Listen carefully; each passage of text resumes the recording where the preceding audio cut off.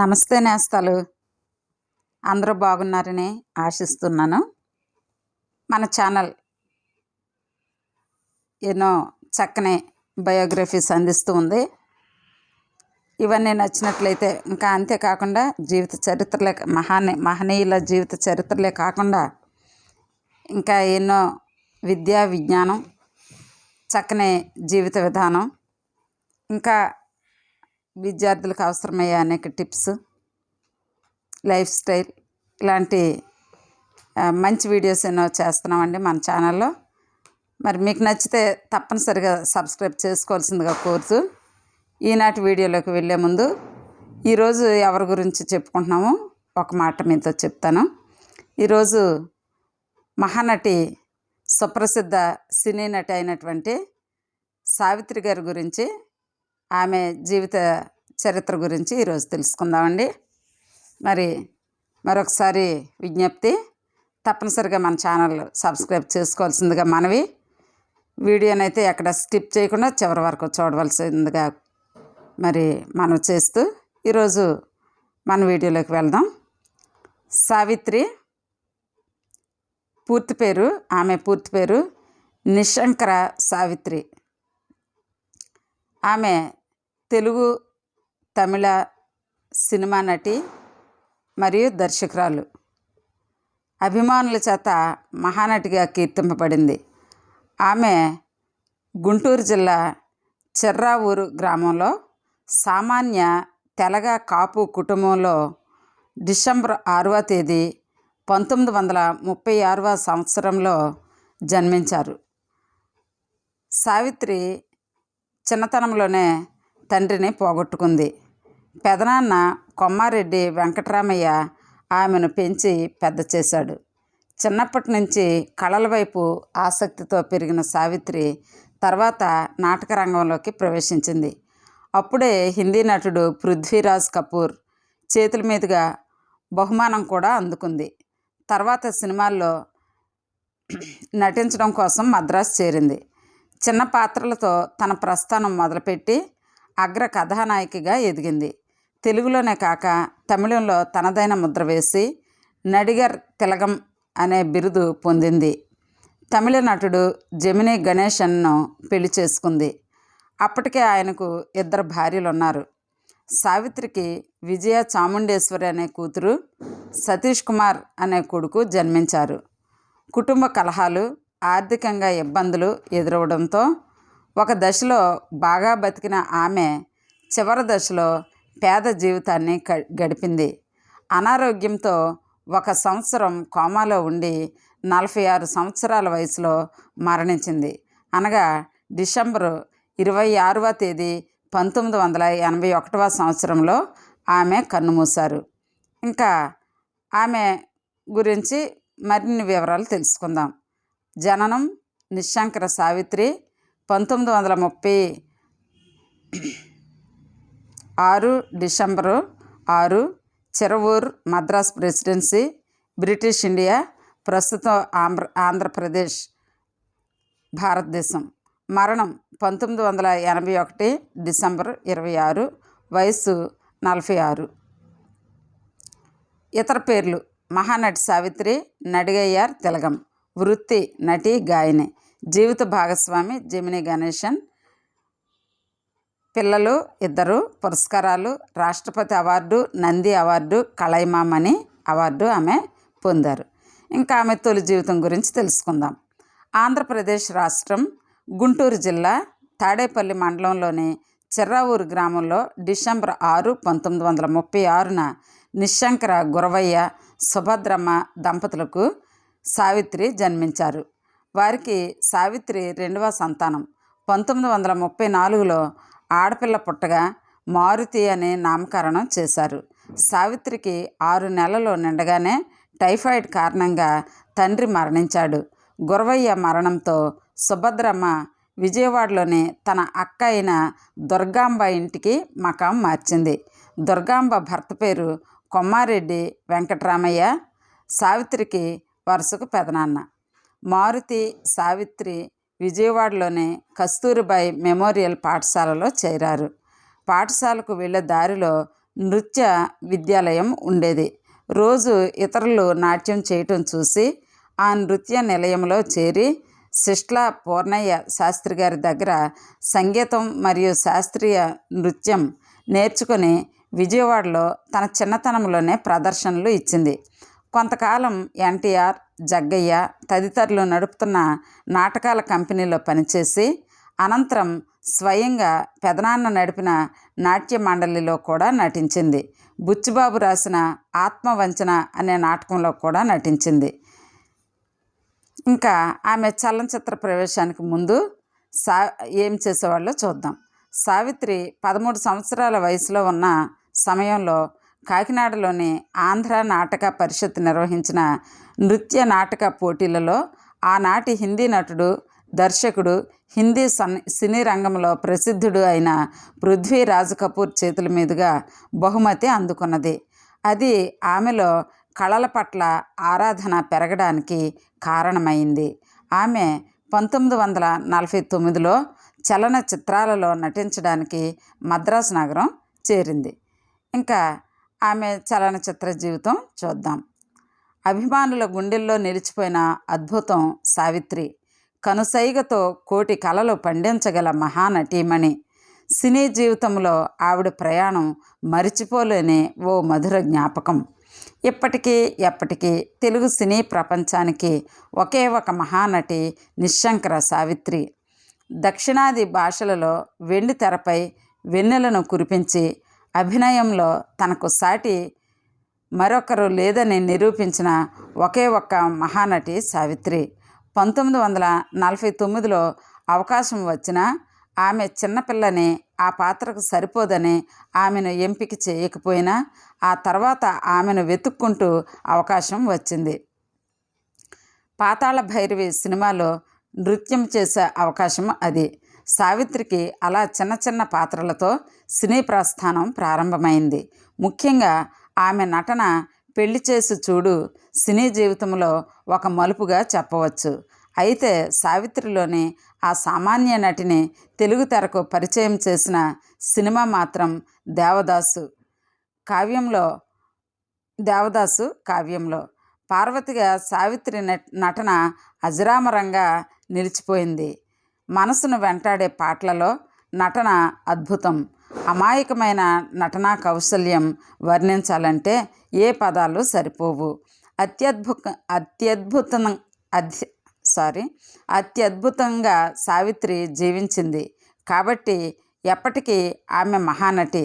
సావిత్రి తనకు వచ్చిన పద్మశ్రీ పురస్కారాన్ని తిరస్కరించింది. ప్రముఖ హిందీ నటుడు రాజ్ కుమార్ చేత అవార్డు అందుకుంది. తమిళ నటుడు జెమినీ గణేశన్ను పెళ్లి చేసుకుంది. సావిత్రి తిరుగులేని మహానటిగా ఎదిగింది. సినిమా పరిశ్రమలో తనకంటూ ఓ గుర్తింపు తెచ్చుకుంది. సావిత్రి తన చివరి దశలో మద్యానికి బానిసై మరణించింది. 3 దశాబ్దాల కాలంలో సావిత్రి 250 కన్నా ఎక్కువ సినిమాలలో నటించారు. 1950లు, 60లు, 70లలో ఎక్కువ పారితోషికం, ఎక్కువ ప్రజాదరణ పొందిన నటీమణులలో సావిత్రి ఒకరు. ఒకసారి సావిత్రి అవకాశం కోసం ప్రయత్నించినప్పుడు ఒక సినిమాలో ఒక పాత్ర కోసం మాత్రమే అవకాశం లభించింది. కానీ డైలాగులు చెప్పేటప్పుడు సిగ్గుపడేవారు.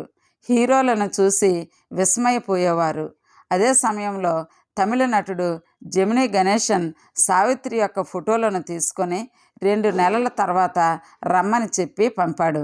చేసేదేం లేక సావిత్రి తిరిగి తన గ్రామానికి వెళ్ళి నాటకాలలో నటించడం ప్రారంభించారు. ఒకరోజు సావిత్రి ఇంటికి ఒక వ్యక్తి సినిమా అవకాశం తీసుకొని వచ్చాడు.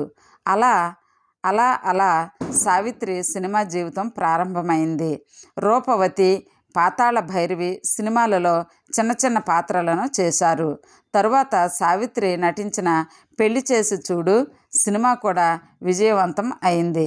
తరువాత దేవదాసు, మిస్సమ్మ లాంటి బ్లాక్ బస్టర్ సినిమాలలో నటించారు. దర్శకుడు పి. చంద్రశేఖర్ రెడ్డి మాట్లాడుతూ, సావిత్రి అందం, టాలెంట్ ముందు ఎవరూ పోటీ చేయలేరు అన్నారు. సావిత్రి ఇతరుల సలహాలను వినేది కాదు. చాలా త్వరగా వివాహం చేసుకుంది. సావిత్రి బాలీవుడ్ సినిమాలలో నటించినా పెద్దగా సక్సెస్ కాలేదు. 1973లో చూజీ అనే ఒకే ఒక్క మలయాళ సినిమాలో నటించారు. 1957లో వచ్చిన మాయాబజార్ సినిమాలో ఆమె అభినయం సావిత్రిని ఆకాశానికి ఎత్తేసింది. తర్వాత సౌత్ ఇండియన్ సినిమాలలో ఎక్కువగా పారితోషికం తీసుకున్న నటిగా నిలిచారు. సావిత్రి తన దాన గుణంలో ప్రసిద్ధి చెందారు. ఆస్తి, నగలు కొనడానికి ఇష్టపడేవారు. సావిత్రి తన ఖర్చుపై నియంత్రణ ఎక్కువగా చేయలేకపోయేవారు. 1960లో చివరికి మిగిలేది సినిమాకు గాను రాష్ట్రపతి అవార్డు లభించింది. చిన్నారి పాపలు అనే సినిమాకు నిర్మాతగా ఉన్నారు. ఈ సినిమా పెద్దగా విజయం సాధించలేదు. ఫలితంగా భారీ నష్టాలను చూడవలసి వచ్చింది. సావిత్రి మద్యానికి కూడా బానిసయ్యారు. సావిత్రి జెమినీ గణేశన్ను పెళ్లి చేసుకున్నారు. జెమినీ గణేశన్ కుటుంబం వారు ఈ పెళ్లికి వ్యతిరేకత తెలిపారు. ఎందుకంటే అంతకుముందే జెమినీ గణేశన్కు పెళ్లి అయింది. 4 కూతుళ్ళు కూడా ఉన్నారు. అదే సమయంలో పుష్పవల్లి అనే నటితో రిలేషన్లో ఉన్నారు. ఇవన్నీ లెక్క చేయకుండా సావిత్రి పెళ్లి చేసుకుంది. క్రమంగా ఆర్థికంగా సావిత్రి చాలా నష్టపోయారు. తన ఆర్థిక పరిస్థితిని చూసిన దాసరి నారాయణరావు తను నిర్మించిన సినిమాలలో సావిత్రికి అవకాశాలను ఇచ్చారు. పెదనాన్న ప్రోద్బలంతో సినిమా రంగం వైపు దృష్టి సారించి ఎన్నో కష్టాలనోర్చి తిరుగులేని అభినేత్రిగా విరాజిల్లింది. ఎల్వి ప్రసాద్ దర్శకత్వం వహించిన సంసారం సినిమాలో చిన్న పాత్ర పొంది ఆనక ఆ పాత్రకు తగ్గ వయసు లేదని అందులో నుండి తొలగింపబడింది. ఆ తరువాత కెవి రెడ్డి దర్శకత్వం వహించిన పాతాళ భైరవిలో ఒక చిన్న పాత్రలో నటించింది. పెళ్లి చేసి చూడు ఆమె సినీ జీవితంలో ఒక మలుపు. కానీ అందులో ఆమె రెండో కథానాయిక పాత్రకే పరిమితం కావలసి వచ్చింది. తన నటనా ప్రతిభను నిరూపించుకోవడానికి ఆమె నృత్య రూపకుడు మరియు దర్శకుడు అయిన వేదాంతం రాఘవయ్య దర్శకత్వం వహించిన దేవదాసు సినిమా వరకు ఆగవలసి వచ్చింది. ఎల్వి ప్రసాద్ దర్శకత్వంలో మిస్సమ్మలో ప్రధాన పాత్ర పోషించింది. ఆ చిత్రంతో ఆమె తెలుగు చిత్ర పరిశ్రమలో అగ్ర కథానాయికగా స్థిరపడింది. ఆ తరువాత వచ్చిన దొంగ రాముడు, అర్ధాంగి, చరణదాసి ఆమె స్థానాన్ని పదిలపరిచాయి. 1957లో వచ్చిన తెలుగు చిత్ర చరిత్రలోనే అజరామరం అనదగిన మాయాబజార్ చిత్రంలో ఆమె ప్రదర్శించిన అసమాన నటనా వైదుష్యం ఆమె కీర్తి పతాకంలో ఒక మణిమకుటం. అది మొదలు ఎన్నో వైవిధ్యమైన పాత్రలను తనకే సాధ్యమైన రీతిలో పోషించి వాటికి ప్రాణ ప్రతిష్ఠ చేసింది. ఆమె తమిళ చిత్రాలలోనూ నటించి పేరు తెచ్చుకుంది. తమిళంలోనూ మహానటి నడిగర్ తిలగం అనే బిరుదు పొందింది. 1968లో చిన్నారి పాపలు సినిమాకు దర్శకత్వం వహించింది. ఈ సినిమాకు ఒక ప్రత్యేకత ఉంది. బహుశా దక్షిణ భారతదేశంలోనే తొలిసారిగా దాదాపు పూర్తిగా మహిళలచే నిర్మించబడిన చిత్రంగా ప్రత్యేకత సంతరించుకున్నది. అయితే అది అంత విజయం సాధించలేదు. ఆ తరువాత చిరంజీవి, మాతృదేవత, వింత సంసారం మొదలగు సినిమాలకు దర్శకత్వం వహించింది. 1956లో అప్పటికే 2 పెళ్ళిళ్ళైన తమిళ నటుడు జెమినీ గణేశన్ను పెళ్లి చేసుకుంది. వారికి ఒక కుమార్తె, ఒక కుమారుడు, విజయ చాముండేశ్వరి, సతీష్ కుమార్. అయితే ఆ పెళ్ళి విఫలమైంది. ఆస్తిపాస్తులు కోల్పోయి తాగుడుకు, మత్తుమందులకు, నిద్రమాత్రలకు బానిసై 1981 డిసెంబర్ 26న మహానటి సావిత్రి మరణించింది. ఇంకా ఇతర విశేషాలు తెలుసుకుందాం. అభిమానులు, ప్రచార సాధనాలు సావిత్రి జన్మదినాన్ని డిసెంబర్ 6గా జరుపుకుంటాయి. మల్లెపూలు, వర్షం సావిత్రికి ఇష్టమైనవి. ఆమెది ఎడమ చేతి వాటం. క్రికెట్, చదరంగం ఆటలను బాగా ఇష్టపడేది. చెన్నైలో క్రికెట్ మ్యాచ్ ఉంటే ఆమె తప్పక చూసేది. వెస్టిండీస్ ప్రముఖ ఆటగాడు గ్యారీ సోబర్స్కు సావిత్రి అభిమాని. ఆ రోజుల్లోనే శివాజీ గణేశన్తో పాటు తారల క్రికెట్లో పాల్గొనేది. ఆమె వద్ద ఏనుగు దంతంతో చేసిన చదరంగం బల్ల కూడా ఉండేది. సావిత్రి మంచి చమత్కారి. అంతేకాదు ఇతరులను అనుకరించడంలో కూడా దిట్ట. ఆమె తన భర్త జెమినీ గణేశన్ను, రేలంగిని, బి సరోజాదేవిని, ఎస్వి రంగారావును ఇంకా అనేక మందిని తరచూ అనుకరించేది. దాన ధర్మాల విషయంలో ఆమెది ఎముక లేని చెయ్యి. ఒకసారి నిండుగా నగలతో అలంకరించుకొని ప్రధానమంత్రి లాల్ బహదూర్ శాస్త్రిని కలిసేందుకు వెళ్ళి అక్కడ మొత్తం నగలన్నిటినీ వలిచి ప్రధానమంత్రి సహాయ నిధికి దానం ఇచ్చేసింది. ఇంకా ప్రతి మనిషి జీవితంలో మరి జయాపజయాలు ఉంటాయి, అవి సర్వసాధారణం. మరి మహానటి సావిత్రి జీవితంలోని అపజయాలు ఏమిటో తెలుసుకుందాం. మహానటి సావిత్రి జీవితంలో సంభవించిన వరుస అపజయాలు ఆమెను ఆర్థికంగాను మానసికంగాను బాధించాయి. ఆమె దర్శకత్వం వహించిన మొదటి చిత్రం చిన్నారి పాపలు. ఈ చిత్ర నిర్మాణంలో చాలామంది పాలు పంచుకున్నారు. వీరి అభిప్రాయ భేదాలతో సినిమా సరిగ్గా ముందుకు సాగకపోవడంతో ఆమె సొంత ఆస్తులు అమ్మి ఈ సినిమా నిర్మాణానికి వెచ్చించవలసి వచ్చింది. తెలుగులో అమోఘ విజయం సాధించిన మూగ మనసుల చిత్రాన్ని తమిళంలో నిర్మించి అందులో శివాజీ గణేశన్తో నటించింది. ఆ చిత్రం అపజయాన్ని ఎదుర్కొనడం ఆమె ఆర్థిక పతనానికి దారితీసింది. ఆర్థికంగా సమస్యలను ఎదుర్కొంటూ టీనగర్ నుండి అన్నానగర్కు నివాసం మారిన తరువాత ఆమె అంతిమ అంకం ముగిసిపోయింది. సావిత్రి జీవిత విశేషాలతో 2018లో దర్శకుడు అశ్విన్ నాగ్ తెలుగు, తమిళ భాషలలో మహానటి అనే సినిమా రూపొందించారు. ఆ చిత్రంలో సావిత్రి పాత్రలో కీర్తి సురేష్ నటించింది. ఈ చిత్రానికి ప్రపంచవ్యాప్తంగా అశేష జనాదరణ లభించింది. ఈ చిత్రంలో నటించిన కీర్తి సురేష్కి జాతీయ ఉత్తమ నటి పురస్కారం లభించింది. ఇంకా ఆమె సినిమాలు చూద్దాము.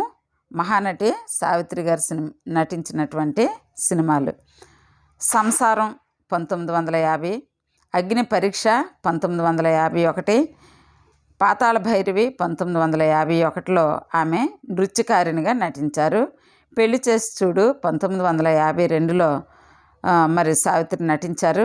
పల్లెటూరు 1952లో, అలాగే ప్రతిజ్ఞ 1953, దేవదాసు 1953. అందులో ఆమె పాత్ర పార్వతికి విశేష జనాదరణ లభించింది.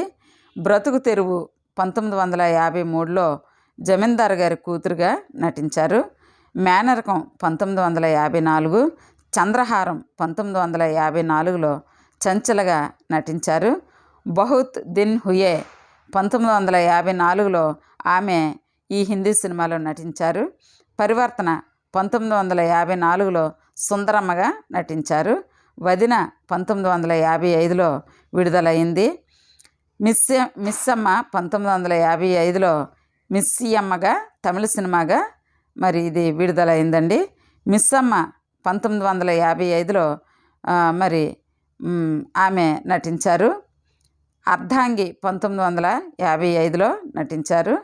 సంతానం 1955లో శారదగా నటించారు. కన్యాశుల్కం 1955లో మధురవాణిగా నటించారు. దొంగరాముడు 1955లో సీతగా నటించారు. చరణదాసి 1956లో లక్ష్మిగా నటించారు. భలే రాముడు 1956లో, అమరదీపం 1956లో అరుణగా నటించారు. వినాయక చవితి 1957లో సత్యభామ అనగా భూదేవిగా నటించారు. తోడుకోడళ్ళు 1957లో సుశీలగా నటించారు.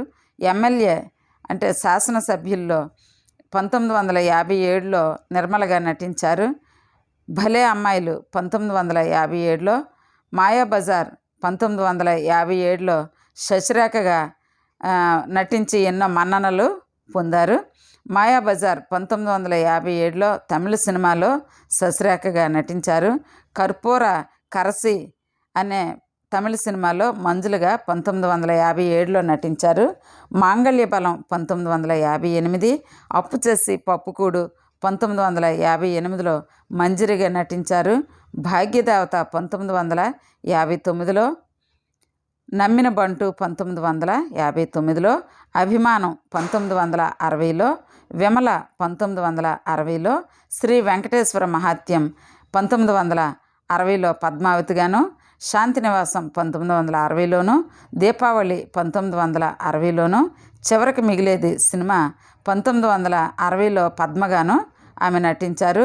మా ఊరు అమ్మాయి అనే తమిళ సినిమాలో 1960లో నటించారు. పాప పరిహారం 1961లోను, పస్మలార్ అనే తమిళ సినిమాలో రాధగా 1961లో నటించారు. పాండవ వనవాసం 1961లో ద్రౌపదిగా నటించారు. కలసి ఉంటే కలదు సుఖం 1961లోను, సిరి సంపదలు 1962లోను, పవిత్ర ప్రేమ 1962లో ఈ తమిళ సినిమాలో నటించారు. మణితన్ మరవెళ్ళై 1962లో ఈ తమిళ సినిమాలో నటించారు. మంచి మనసులు 1962లో, ఆరాధనలో అనురాధగా 1962లో నటించారు. గుండమ్మ కథ 1962లో లక్ష్మిగా నటించారు.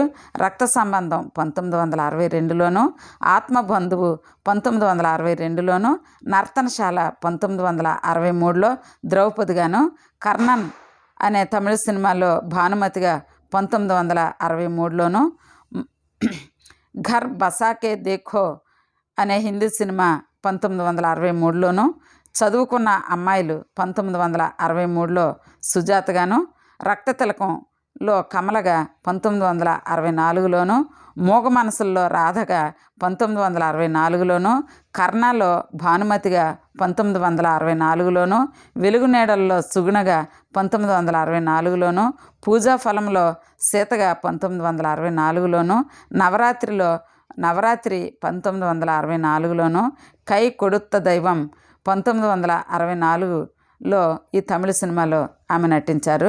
గంగాకి లెహరే 1964లో ఈ హిందీ సినిమాలో నటించారు. డాక్టర్ చక్రవర్తి 1964లో మాధవీదేవిగా నటించారు. దేవత 1964, సుమంగళి 1965, తిరువిలాయదల్ 1965 తమిళ సినిమాలో పార్వతి యొక్క వివిధ రూపాల్లో ఆమె నటించారు. నాది ఆడజన్మే 1965లోను, మనుషులు మమతలు 1965లోను, నవరాత్రి 1966లోను, భక్తపోతన 1966లో సరస్వతీదేవిగాను, ప్రాణమిత్రులు 1967లోను, వరకట్నం 1968లోను, అందాల రాజు 1977లో ఈ తమిళ సినిమాలో నటించారండి. అది అందాల రాజా 1977. అల్లుడే మేనల్లుడు 1970లో కమలగా నటించారు. అశ్వత్థామలో కుంజుని భార్యగా 1970లో నటించారు. తల్లిదండ్రులు అనే సినిమాలో కౌసల్యగా 1970లో నటించారు. మరో ప్రపంచంలో 1970లో నటించారు. జగన్మోహినిలో 1978లో నటించారు. అమరప్రేమ 1978, అల్లావుద్దీన్ అద్భుత దీపం 1979లో ఈ తమిళ సినిమాలో నటించారు. అందరికంటే మొనగాడనే సినిమా 1985లో నటించారు. దేవదాసు మళ్ళీ పుట్టాడు, పూజ, రామాయణంలో పిడకల వేట, పునాది రాళ్ళు, గోరింటాకు 1979లో ఈ సినిమాలో నటించారు. ఈ సినిమా అనగా గోరింటాకు అనే ఈ సినిమా 1979లో ఆమె నటించిన ఈ గోరింటాకు సినిమా ఆమెకు చివరి సినిమా అండి. చివరి సినిమా గోరింటాకు. ఇంకా ఈ విధంగా ఆమె 88 సినిమాల్లో నటించగా, నిర్మాతగా అయితే ఏక్ చిట్టి ప్యార్ భరీ 1975లో హిందీ సినిమాకు నిర్మాతగా ఉన్నారు. ఏక్ చిట్టి ప్యార్ భరీ 1975. ఇంకా దర్శకురాలుగా ఆమె కొన్ని సినిమాలు మరి డైరెక్ట్ చేశారు. చిన్నారి పాపలో 1968లో, కుళందై ఉళ్ళం 1969లో ఈ తమిళ చిత్రాన్ని దర్శకురాలుగా తీశారు. మాతృదేవత 1969లో, చిరంజీవి 1969లోను, వింత సంసారం 1971లోను, ప్రాప్తం అనే తమిళ చిత్రాన్ని 1971లోను డైరెక్ట్ చేశారండి. ఇంకా నవరాత్రి అనే సినిమాలో, ఇది 1966లో సినిమా అండి ఇది నవరాత్రి. ఈ సినిమాలో ఆమె మరి నేపథ్య గాయనిగా కూడా ఉన్నారు. మరి ఈ విధంగా మహానటి సావిత్రి మీద కొన్ని పుస్తకాలు కూడా రిలీజ్ అయ్యాయి. మరి ఆమె జీవిత కథను మహానటిగా మరి సినిమా కూడా వచ్చింది. మరి ఈ విధంగా ఆమె మహానటి సావిత్రి ఎంతగానో మరి చక్కని నటిగా, మహానటిగా మన తెలుగు వెండితెర మీద వెలుగొందారు. మరి ఇంతటితో మన మహానటి సావిత్రి గారి జీవిత చరిత్ర ముగిస్తున్నానండి. మరి ఒక జీవిత చరిత్రతో మరలా మీ ముందు ఉంటాను. అంతవరకు సెలవు. ఇట్లు మీ మర్ణత teacher. Please subscribe my channel. Thank you for watching.